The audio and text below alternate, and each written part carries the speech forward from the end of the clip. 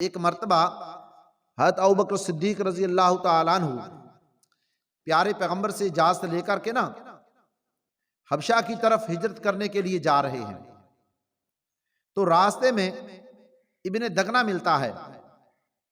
تو اس نے پوچھا ابوبکر کہاں جا رہے ہو؟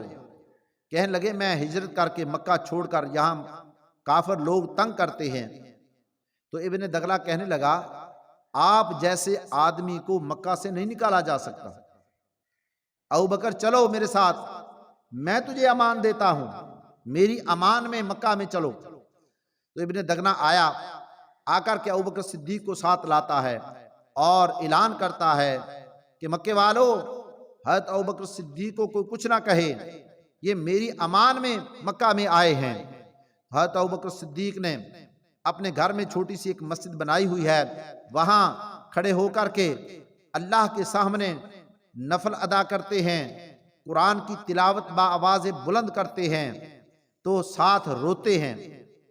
کافروں کے بچے آ کر کے سنتے ہیں، کافروں کی عورتیں آ کر کے سنتی ہیں کہ ابوبکر صدیق رضی اللہ تعالیٰ عنہ کیا کر رہے ہیں؟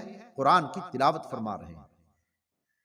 تو اب کافر لوگ کہتے ہیں، ابن دغنہ کے پاس گئے کہ یا تو اپنی امان ختم کر دے، ورنہ یہ جو اونچی آواز سے ابوبکر صدیق قرآن کی تلاوت کرتے ہیں ہماری عورتیں ہمارے بچے مسلمان ہو جائیں گے، ہمیں ڈر ہے۔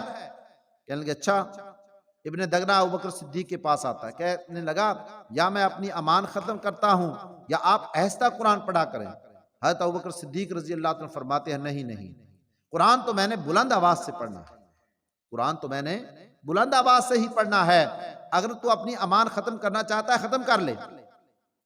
تو پھر کیا ہوتا ہے، چند دن گزرتے ہیں، کسی نے آ کر کے بتایا ابوبکر تیرے نبی کو کافر لوگ مار رہے ہیں، تو گھر میں بیٹھا ہوا ہے۔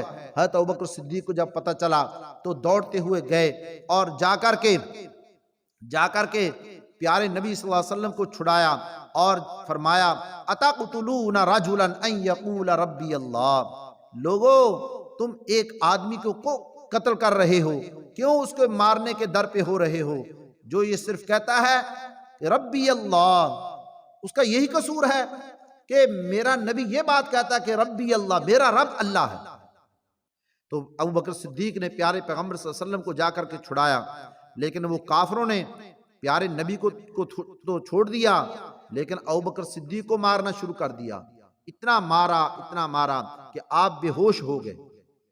تو کافی دیر کے بعد جب آپ کو ہوش آتا ہے، آپ کو جو ہے تکلیفیں پہنچائی گئی، تو سب سے پہلے جو زبان پہ حضرت ابوبکر صدیق کے جملہ نکلتا ہے وہ یہی کہ میرے نبی کا کیا حال ہے، میرے نبی کا کیا حال ہے۔ سب سے پہلے جب تک میں نہ کچھ کھاؤں گا نہ پیوں گا، جب تک میں اپنے نبی کی زیارت نہیں کر لوں گا۔ تو برادری والے کہتے ہیں اسی وجہ سے تو تجھے اتنی مار پڑی ہے۔ فرمایا کہ جب تک میں محمد عربی صلی اللہ علیہ وسلم کا چہرہ نہیں دیکھ لیتا اس وقت تک میں کچھ نہیں کھا پی سکتا۔ تو ابوبکر صدیق رضی اللہ تعالیٰ کی خواہش یہی تھی کہ کیا کہ نبی کا چہرہ ہو، میری آنکھیں ہوں، میری آنکھیں ہوں، پیارے نبی صلی اللہ علیہ وسلم کا کیا ہو، چہرہ ہو۔ تو وہ اللہ نے ایسی دعا کو قبول فرمایا کہ غار ثور میں پیارے پیغمبر صلی اللہ علیہ وسلم ابوبکر صدیق کی گود میں سر رکھا ہوا ہے، حضرت ابوبکر صدیق پیارے نبی کے چہرے کو بار بار دیکھ رہے ہیں، ایسا اللہ نے مقام عطا فرمایا۔